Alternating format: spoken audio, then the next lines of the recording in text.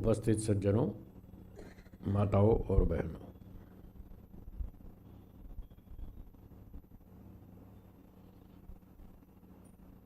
हम योग दर्शन का अध्ययन कर रहे थे।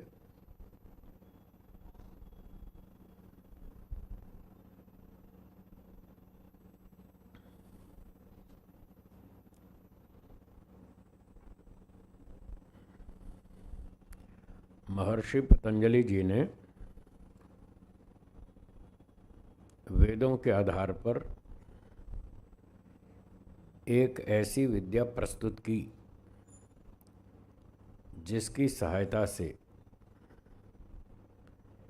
हम जन्म मरण चक्र से छूट सकते हैं।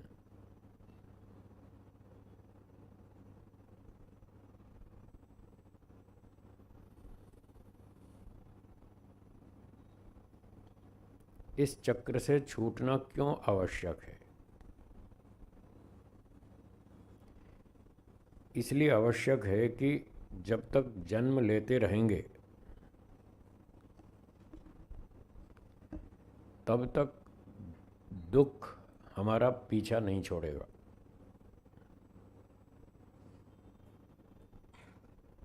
संसार में ऐसा कोई व्यक्ति अब तक नहीं हुआ जिसने जन्म लिया हो और दुखी ना हुआ हो, दुख से बच गया हो। ऐसा कोई व्यक्ति हुआ नहीं आज तक, ना आज है और ना आगे होगा।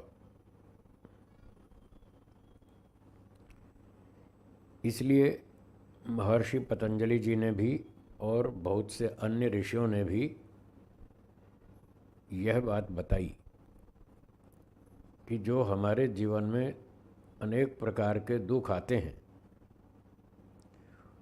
उन सारे दुखों का कारण है जन्म लेना। यदि जन्म ले लेंगे तो फिर दुख से नहीं बच पाएंगे।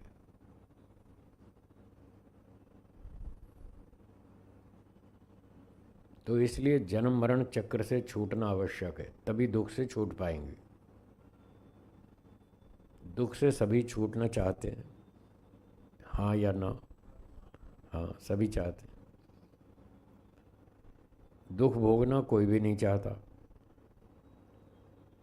फिर भी दुख आ जाता है और भोगना पड़ता है। वो अच्छा नहीं लगता, फिर भी भोगना पड़ता है।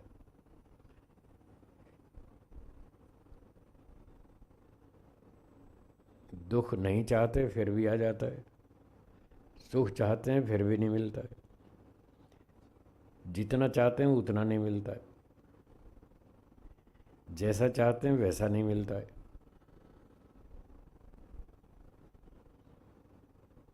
और मिलता है फिर छूट जाता है, थोड़ी देर के बाद वो छूट भी जाता है।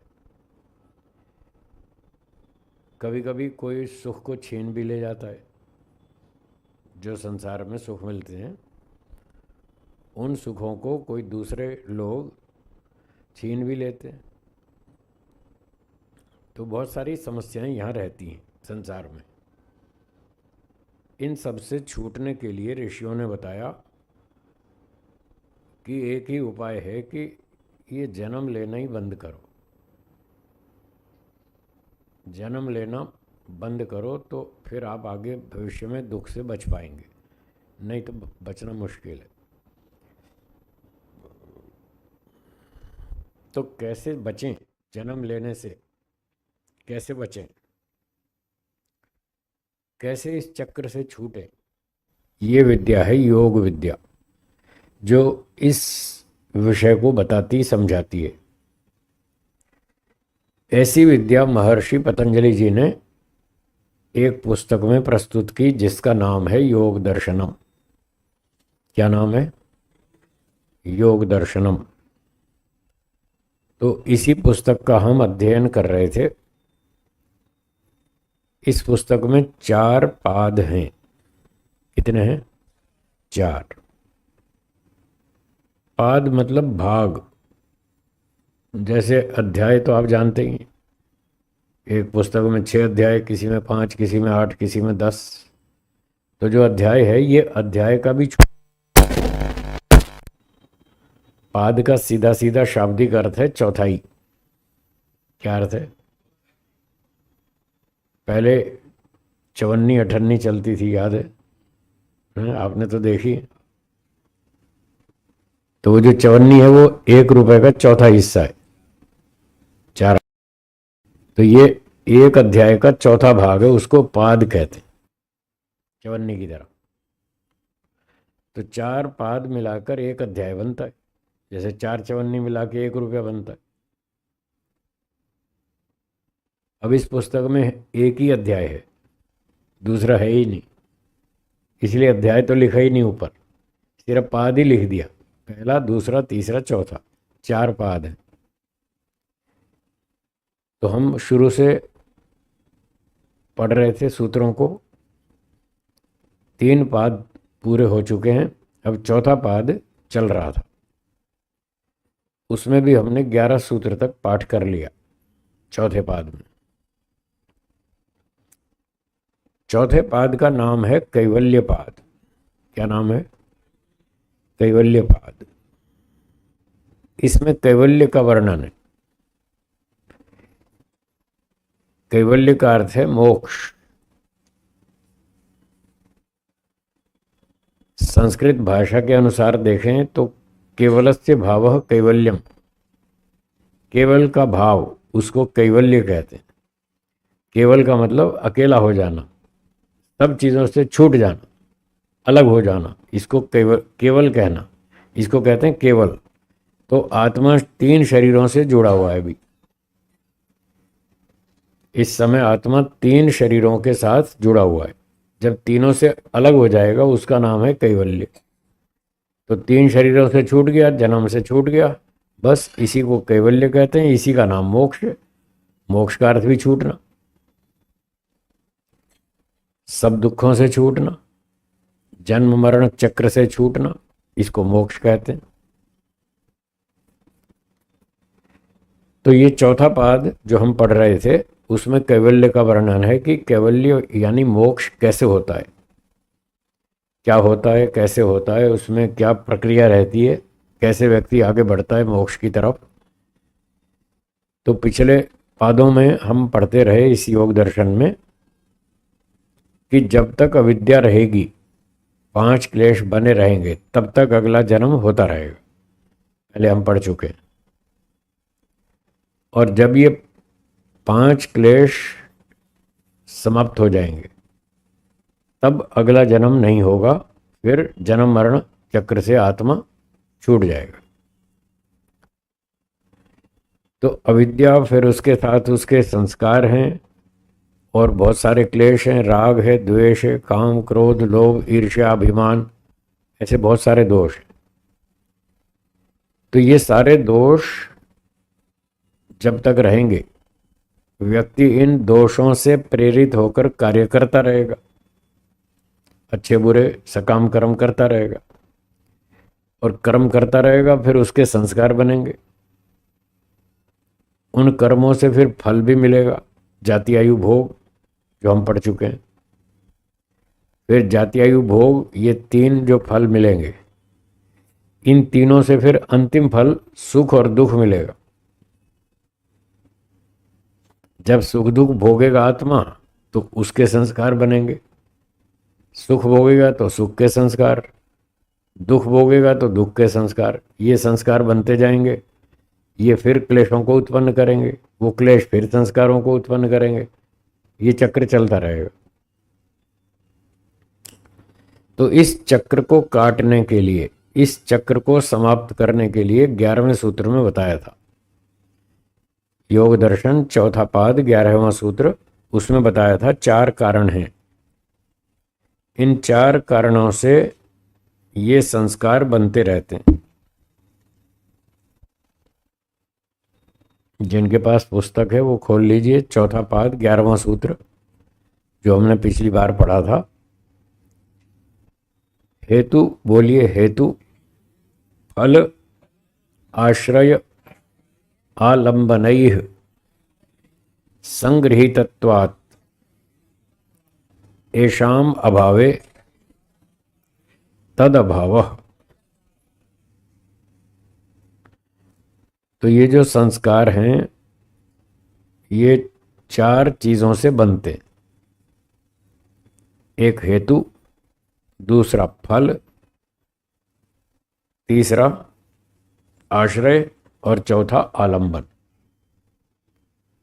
इन चार चीजों से संस्कार बनते रहते हैं। हेतु का अर्थ बताया था अविद्या। जब तक अविद्या रहेगी तब तक नए नए संस्कार बनते रहेंगे। अब बीच में गैप हो गया बहुत दिनों का, इसलिए मुझे कुछ बातें दोहरानी पड़ेंगी थोड़ी भूमिका याद कराने के लिए, इसलिए थोड़ा थोड़ा पीछे की बातें दोहराता हूं।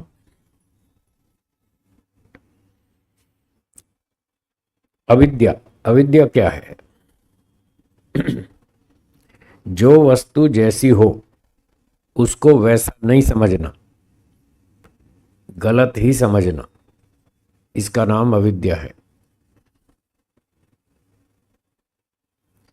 संसार में आप जिन वस्तुओं का प्रयोग करते हैं वो जड़ वस्तुएं हैं। रोटी, कपड़ा, मकान, स्कूटर, कार में सोना, चांदी, बंगला, कंप्यूटर, मोबाइल फोन इत्यादि, ये सारे जड़ पदार्थ हैं। इन चीजों से आप सुख लेते रहते हैं। जब आप किसी चीज को देखते हैं तो मन में विचार आता है ये चीज अच्छी है, सुखदायक है, या फिर खराब है तो फिर विचार आता है ये तो खराब है, बेकार है, इससे तो दूर ही ठीक है, इससे दूर रहना ही ठीक है। अर्थात जब भी कोई वस्तु देखते हैं तो उसके बारे में आपके मन में दो में से कोई एक विचार तो रहता है, ये चीज़ अच्छी है, सुखदायक है, अथवा ये खराब है, बेकार है, मेरे काम की नहीं है। ऐसे कोई ना कोई विचार मन में रहता है। अब जितनी वस्तुओं का आप सेवन करते हैं, प्रयोग करते हैं, यदि वो आपको सुखदायक दिखती हैं, खीर, पूरी, हलवा, मिठाई, बर्तन, बिस्तर, सोना, चांदी, जो भी वस्तुएं आप प्रयोग करते हैं, अगर वो आपको ऐसा लगता है कि ये वस्तुएं बहुत अच्छी हैं, बहुत सुखदायक हैं,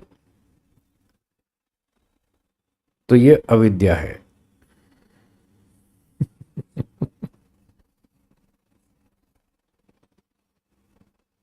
क्योंकि वो वस्तु जैसी है आप उसको वैसा नहीं समझ रहे, आप गलत समझ रहे हैं। जिस वस्तु को आप ऐसा मानते हैं ये सुखदायक है, कितने प्रतिशत सुखदायक मानते हैं? 100%। जबकि वो 100% सुखदायक नहीं है, इसीलिए अविद्या कह रहा हूं। वो वस्तु 100% सुखदायक नहीं है और आप उसको 100% सुखदायक मान रहे हैं। ऐसी नज़र से देख रहे हैं उस चीज़ को, ऐसी दृष्टि से देख रहे हैं कि ये वस्तु तो बहुत अच्छी है, और जाएंगे मॉल में और फटाफट खरीद लेंगे। मॉल में मैं कई लोगों से मिलता रहता हूँ, वो बताते रहते हैं कि अभी एक दिन हम गए मॉल में ऐसे ही घूमने, फालतू टाइम था हमारे पास तो सोचा चलो थोड़ा चक्कर मार आए। खरीदने का कुछ नहीं था विचार, ऐसे ही घूमने के लिए चले गए मॉल में। फिर जब बाहर निकले तो बोले 1100 रुपये का बिल बना। दूसरा चक्कर लगाया थोड़े दिनों बाद, फिर 1700 का बिल बना। जबकि खरीदने कुछ नहीं गए थे, बस ऐसे ही चक्कर मारने गए थे। तो ये 1100 और 1700 का बिल क्यों बना? वस्तु देखी, पसंद आ गई, हाँ अच्छी है, ले लो। तो ऐसे व्यक्ति उसको 100% सुखदायक मान लेता है और खरीद लेता है।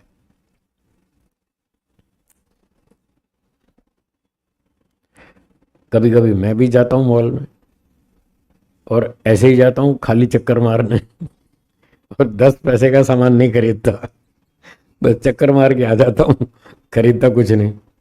देख आता हूँ यहाँ क्या बिक रहा है, कैसे कैसे लोग सोचते हैं, कैसे कैसे लोग सामान बनाते हैं, कैसे कैसे बेचते हैं, क्या क्या खरीदते हैं। लोगों के मनोविज्ञान का अध्ययन करने के लिए मॉल में जाता हूँ, शॉपिंग करने नहीं जाता। मेरा सब्जेक्ट है साइकोलॉजी, दर्शन, मनोविज्ञान मेरा सब्जेक्ट है, इसलिए उसके अध्ययन करने के लिए जाता हूँ। तो मुझे बहुत कुछ बातें वहाँ समझ में आती हैं कि लोग क्या क्या सोचते हैं, क्या खरीदते हैं, क्या बेचते हैं, क्या खाते हैं, कैसे कपड़े पहनते हैं, कैसे जीवन चलाते हैं, उनसे उनकी क्या क्या समस्याएं पैदा होती हैं, वो सब मुझे अध्ययन करने को मिलता है, इसलिए जाता हूँ, खरीदता कुछ नहीं। तो जब व्यक्ति देखता है हाँ ये वस्तु अच्छी है, सुखदायक है, 100% सुखदायक है, तो ये मानकर वो खरीद लेता है। जीवन चलाने के लिए आप वस्तु खरीदें तो कोई आपत्ति नहीं है, ज़रूरी है जीवन रक्षा के लिए। जीवन रक्षा के लिए मैं भी कुछ शॉपिंग कर लेता हूँ। मुझे ब्रश चाहिए, टूथपेस्ट चाहिए, कोई शेविंग क्रीम चाहिए, ब्लेड चाहिए, रेज़र चाहिए, ऐसे छोटा मोटा जो मेरे ज़रूरत का सामान है वो मैं खरीद लेता हूँ। बाकी ऐसे ही चक्कर मार के आ जाता हूँ सब घूम घाम करके। तो ज़रूरत की चीज़ खरीदें, उसमें कोई आपत्ति नहीं है, उसमें कोई अविद्या नहीं है। अविद्या तब आती है जब वो 100% सुख दिखाई देता है उसमें, तब उसमें 100% सुख देने से वो अविद्या कहलाती है। तो ये अविद्या जब तक बनी रहेगी तब तक उससे संस्कार बनते रहेंगे, राग द्वेष भी बनेगा।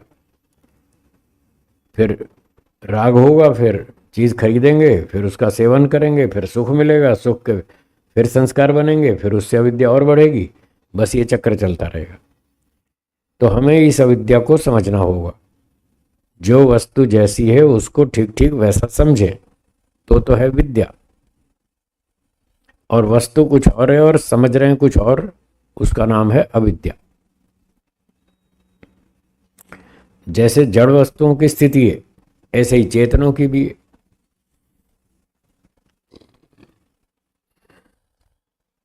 कोई चेतन आत्मा, भाई बहन, माता पिता, पति पत्नी, पड़ोसी अड़ोसी, मित्र, दोस्त हैं, कोई भी व्यक्ति हो चेतन, और कोई लोग कुत्ता भी पाल लेते हैं, कोई तोता पाल लेते हैं अपनी खुशी के लिए, आदि आदि। इन चीज़ों से भी वो सुख लेने का प्रयास करते हैं और सोचते हैं कि इनसे हमें बड़ा सुख मिलेगा। तो ये सारे चेतन प्राणी, मनुष्य आदि और दूसरे भी, क्या ये 100% सुख देंगे? नहीं देंगे। और फिर भी व्यक्ति ये मान के चलता है कि ये मुझे 100% सुख देंगे, बस इसी का नाम अविद्या है। ऐसे सामान्य रूप से तो सब अच्छे अच्छे दिखते हैं, ठीक ठाक व्यवहार करते हैं, पर कभी कभी गाड़ी का गियर फंस जाता है फंस जाता है ना गियर गाड़ी में कभी कभी तो कभी कभी गियर फंस जाता है, फिर ब्लास्ट होता है, जोरदार झटका लगता है। अच्छा, इसने इसने मुझे धोखा दिया, मैंने तो कभी सोचा ही नहीं था ये मेरे साथ ऐसा करेगा। दुनिया के साथ भले ही करता हो, पर ये मेरे साथ धोखा करेगा ऐसा तो मैंने कभी सपने में भी नहीं सोचा था, और इसने मुझे धोखा दिया। तब लगता है जोरदार झटका, तब नींद खुलती है, अरे मैं तो अविद्या में था, मैं तो इसको बहुत अच्छा आदमी समझता था। वही तो अविद्या थी जो आप इतना अच्छा समझते थे, जितना अच्छा वो था नहीं। हमारे गुरुजी कहते थे, एक एक व्यक्ति में क्रोध का ज्वालामुखी बैठा है, चुपचाप बैठा है वो, बस थोड़ा सा तीली लगाने की देर है, ऐसा भड़केगा वो ज्वालामुखी की तरफ फूटेगा उसका लावा। ऐसा एक एक आदमी के अंदर इतना क्रोध भरा पड़ा है गुरुजी ऐसा बताते थे, और ये बात सही भी है। आप थोड़ा सा किसी को छेड़ के देखो, फिर देखना क्या रिएक्शन आता है उसका। तो कोई जीवात्मा आपको 100% सुख नहीं देने वाला। फिर भी यदि आप ऐसा मान के चल रहे हैं कि ये मेरा मित्र है, मेरा साथी है, मेरा भाई है, मेरी बहन है, ये मुझे पूरा सुख देंगे, तो ये अविद्या है। तो जब तक ये अविद्या बनी रहेगी अंदर, तब तक इससे राग उत्पन्न होगा। जो सुख देगा उसमें राग होगा, जो दुख देगा उससे द्वेष होगा। ये राग द्वेष चलते रहेंगे, और ये जब तक राग द्वेष अविद्या बने रहेंगे तब तक संस्कार बनते रहेंगे। तो संस्कारों की उत्पत्ति का ये एक कारण है, अविद्या।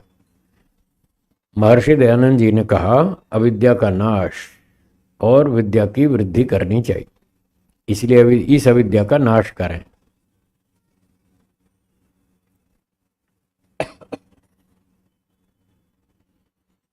दूसरा था फल।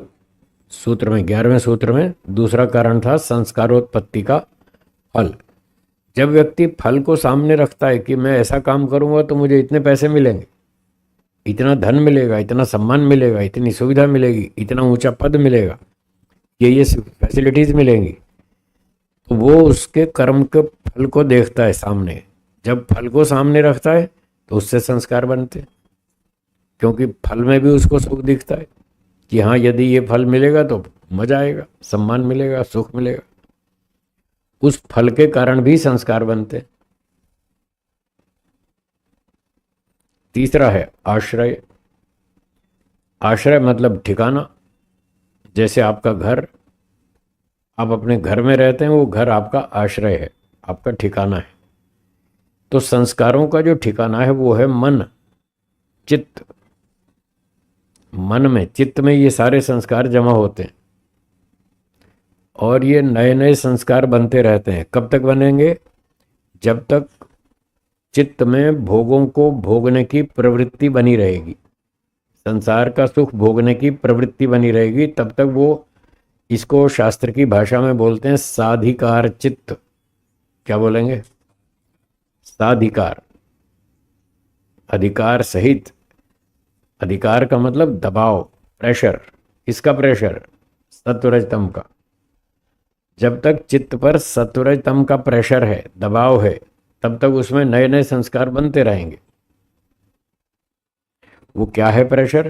कि संसार का सुख भोगना चाहिए, ये बहुत अच्छा है, इसका सुख भोगना चाहिए, ये प्रेशर है मन में। तो जब तक ये प्रेशर रहेगा तब तक व्यक्ति संसार को सुख की दृष्टि से देखेगा और फिर वो उसको संस्कार बनते रहेंगे कि हाँ संसार बहुत अच्छा है, इसमें खाना पीना, पार्टी में जाना, डांस करना, गीत संगीत का मजा लेना, ये सब करना चाहिए। तो इस तरह उसके संस्कार बनते जाएंगे। ये जब तक चित्त की ये स्थिति रहेगी तब तक बनेंगे। ये है तीसरा हेतु, आश्रय, तीसरा कारण संस्कारों की उत्पत्ति का। नए संस्कार बनते रहेंगे, पीछे वाले भी टिके रहेंगे उसी चित्त में।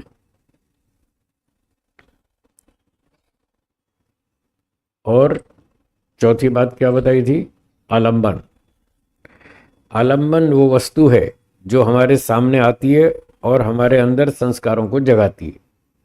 पहले बहुत सारे संस्कार रखें, जो जो वस्तु सामने आती है वो आलंबन कहलाता है और आलंबन से वो संस्कार जाग जाते हैं। आपकी जलेबी खाने की इच्छा खत्म हो गई? यह है, पर इस समय नहीं उठ रही। इस समय आपके सामने जलेबी नहीं है, इसलिए वो इच्छा नहीं उठ रही। अभी आप बाजार जाएंगे, सामने गरम गरम जलेबी बनती देखेंगे, फिर देखना इच्छा उठ जाएगी। हाँ या ना? उठ जाएगी ना? तो वो जलेबी क्या है? आलंबन। जो जो आलंबन सामने आता है वो हमारे वैसे संस्कारों को जगाता है और वैसी वैसी इच्छाएं पैदा करता है।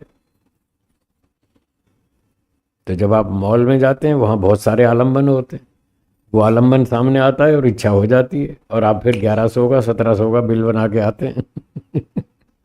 जबकि कह रहे थे हम तो ऐसे ही घूमने गए थे। तो ये चार कारण हैं जिनसे संस्कार बनते रहते हैं। यदि इन कारणों को धीरे धीरे हम कमज़ोर कर दें, धीरे धीरे समाप्त कर दें, तो संस्कारों को रोका जा सकता है, ख़त्म किया जा सकता है, नए संस्कारों को उत्पन्न होने से बंद किया जा सकता है और जो पीछे वाले बने हुए संस्कार उनको धीरे धीरे नष्ट किया जा सकता है। तो ये चार काम करने पड़ते हैं, ये फिर मोक्ष होता है। ये मोक्ष की प्रक्रिया बताई इस सूत्र में कि ऐसे ऐसे जाना पड़ेगा जिसको भी मोक्ष में जाना हो। लोगों ने तो मोक्ष को बहुत सस्ता बना रखा है। मंदिर में गए, भगवान का दर्शन किया और हो गई मुक्ति, 1100 रुपये दान चढ़ाया और हो गई मुक्ति। इतनी सस्ती नहीं है मुक्ति, इतनी सरल नहीं है, बहुत तपस्या करनी पड़ती है। चलिए, ये हो गया 11वां सूत्र। अब आगे देखते हैं 12वां सूत्र।